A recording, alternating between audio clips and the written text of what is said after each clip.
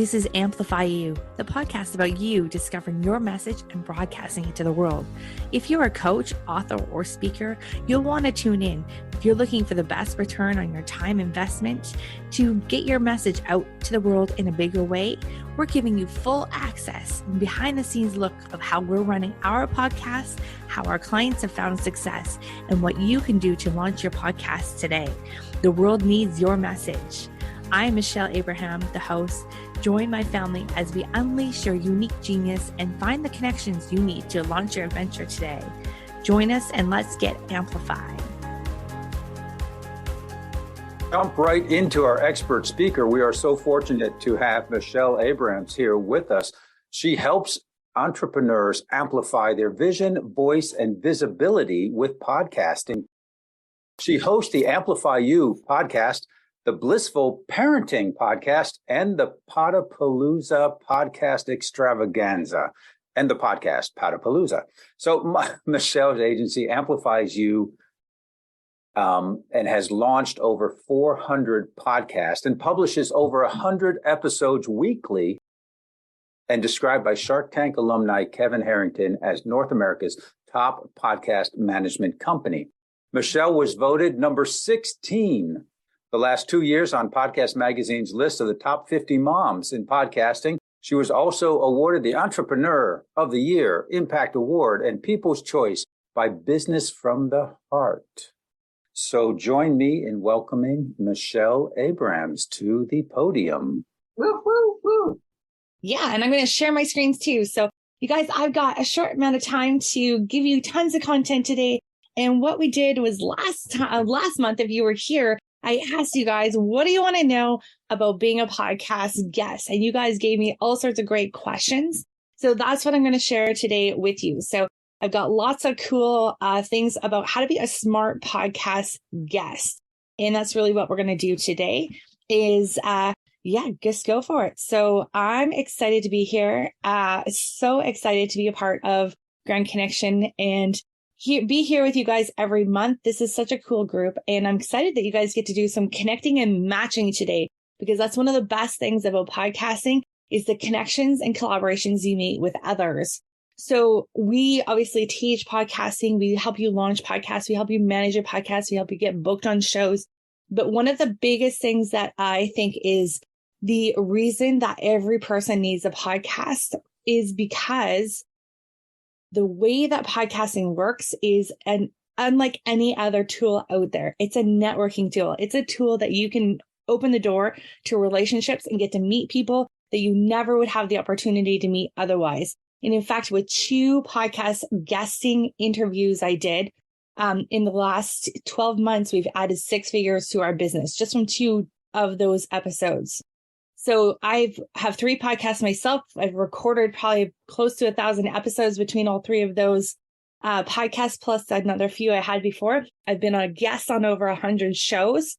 And there's just so many things that I see people doing really right out there. And then so many things I see people doing really wrong out there. So let's get to the smart podcasting. I'm going to give you guys the condensed version. We've booked hundreds of guests on shows, and we've seen how some of those matches have gone amazing and some have bombed. And here's what we've come to the conclusion with and why we will help our clients get on shows that are right for them, because podcast guesting is a waste of your time if you don't do these 4 things. Okay, so I'm going to give you 4 quick, really cool tips that I think will help make podcasting a fit for you. And the reason I say I've seen so many podcast interviews gone wrong, or have had people come to us and say they're just like not getting any results from podcast guesting. Well, this is why. So here they are. So number 1, your call to action. So your call to action is, where are you leading people to after the interview, right? So this is their call to action, CTA. So if you go on a podcast as a guest and you have a great interview, and then at the end of the interview, the host is like, where should we send people to? And you're like, I don't know, find me on Facebook. Well, what the heck? That is not going to work. Your audience is like, now they've heard you talk. They're interested in what you have to say. And you're just going to go make them look for you on Facebook. No, that's not going to work. So what you want to do is have a good, strong call to action. And I have a feeling that Joe's going to dive us deeper into this next month into calls to action. I hope, because he's got some really great tips on that. But for today, I'm just going to share with you, you need to lead them somewhere. And what we've seen that has worked really well is when you're leading people to somewhere where they can deepen the relationship with you. So they're taking you from getting to know you on an interview, and now you're taking them to the next level. The next level means like a video, or it means having a community in a group, or it means a conversation with you. Now, sometimes going from a podcast episode as a listener to like having a one-on-one call with you, that's like going from like saying hi at the bar to like getting married. That's a little bit too much sometimes for people. So it's finding somewhere in between there where they can deepen the relationship with you and then get to know you a little bit better. And that's what we want to do in an episode. So number one, you need to have a good call to action. Number two, this is really where podcasting goes wrong. Just because someone says they'll have you on your show doesn't mean that that's a good thing for you to do. So it wouldn't make a lot of sense for me to go on to a show that is about nutrition and talk about podcasting. It just doesn't make sense, right? Just because that host said I could come on and wants to talk to me all about my story and my message, it's just not a match for my audience that I want to get in front of and talk to. Sure, there might be a couple of people that might be interested in podcasting in that audience, but it's not really podcasting is not the problem. The audience of a nutrition podcast is trying to solve. Do you understand? So that's where that's not a match, right? So what you want to do is find an audience that's already there with a podcast and the host speaks to your people. So for myself, I always look for shows who speak to authors, coaches, speakers, other podcasters, entrepreneurs. Those are my people, right? So I want to get on those shows. If they're speaking to parents, that's not my expertise for my podcasting business. If they're talking to school teachers, that's not really my jam either for podcasting. So I want to get in front of the right audience. And when this audience match and you are in alignment, magic happens. Okay, so then from your message, here's the third thing you need to do. Somewhere in your talking to being interviewed on the show, so we're talking like if you're a guest and you're going on a show, somewhere in your conversation, you need to have some stories that will allow the audience to get to know you. They'll be like, oh, wow, I can totally relate to her or him, and I want to know more about them. And so within your conversation as a guest, you need to allow people to get to know you a little bit deeper, usually with stories. Give them a couple of really good, juicy, high value points, and then tell them that you have something that they could really use or want to discover more about. And then this is where the call to action comes in. So you're leaving the audience with a lot of value, a great message with stories so they'll remember it. And then you're leaving them with something else they want more from you. Okay, so that's the goal as a guest, is to leave the audience wanting more of you. That's when their goal is search you out on Facebook. All right, but we want to make it easier for them. We want them to find you somewhere else. And then here's the fourth thing you need to do as a podcast guest. You need to follow up. Okay, and I always say that you've probably heard me say this already before, but if you don't follow up, it's like the big F you, right? So as a guest, the number one thing you need to do is follow up with the host. Thank you. Checking in. It's a starting of a relationship. So don't use it as a transaction. So you come into a podcast, you get interviewed by the host. It's the beginning of a relationship. See what else you guys can do together. This is how we created 6 figures in our business from 2 podcast interviews, because I collaborated with 2 of those guests that I had on, and we created something in our businesses that led to 6 figures in revenue. And that was just in the last 12 months. And that's only from 2 interviews. So you don't need to have a collaboration and a relationship with everyone, but this is the beginning of a relationship. So just remember, when you go on a podcast, that it's always in the follow-up and the extension of that initial interview. All right. So now here's some of the questions that you guys asked. And I know I'm running short on time already, so I'll skip to it. So here's where do you find the shows to go on? So number one, two different places that we use for our agency clients to book on is Guestio and Podmatch. Those are two places we like to go. They've got good quality guests there. They're easy to find on there. And we can usually match our clients with some really great people on these two platforms. But there's some cooler places that you can come to. Like, for example, you can come to the Grand Connection meetup like we're at right now, the second Tuesday of every month at 9 a.m. You can also come on the first Tuesday of every month to Connect and Collaborate, which is a group that's like meeting for podcasters and guests, kind of like what we're doing today. That's the one that I run. And then my friend Kimberly Crow runs Speakers Playhouse on Thursdays at 10 o'clock. So these are all places that are live and happening that you can come to and meet other podcasters, and podcasters can meet guests and guests can meet podcasters, which is awesome. There's also a couple of really good Facebook groups that I would recommend as well. My friend Sarah Panner runs one called the Podcast Collab Club, and she's got about 45,000 people in her Facebook group there too. So that's a good place to find a guest as well online.